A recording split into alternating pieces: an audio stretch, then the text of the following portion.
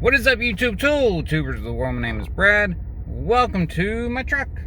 We're not at the workbench today, obviously, but I just wanted to make a quick video. For one, I haven't seen you guys in a little while, and I missed you.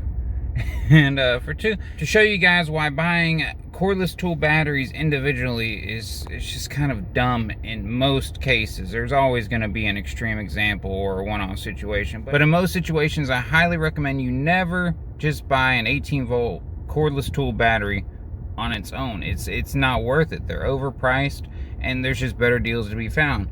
Case in point, I've been wanting to get another Hart tool 18-volt battery. I have their cordless sander in their shop and their cordless oscillating tool.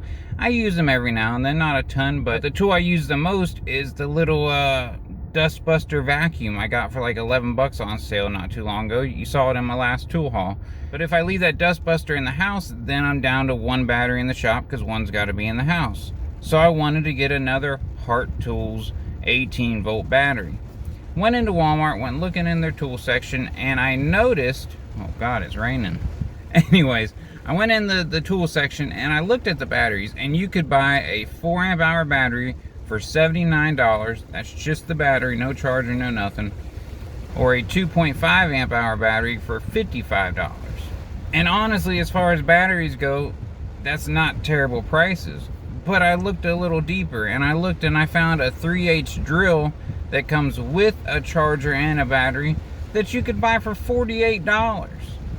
So I put that in my cart, but as I was looking even further, I found a 1/2-inch drill with 2 batteries and a charger. Now they're the small batteries, but that's all I need for what I'm doing with them, for $70. So basically, by buying this, I get another battery, a charger to go along with it, and a whole 1/2-inch drill for $20 more, actually less, $15 more than I was going to pay for just a 2.5 amp hour battery.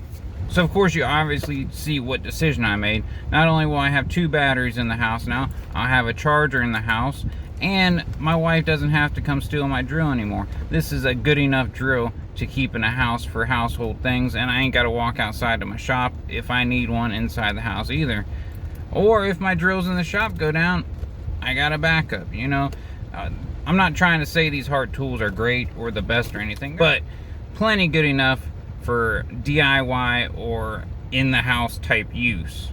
And I really love that little dust buster, especially with the 2 crotch goblins I got running around making messes everywhere, and hell, they actually enjoy using it themselves. The point of all this is, it's not just with Hart tools that this is the case. This goes across all cordless tool platforms.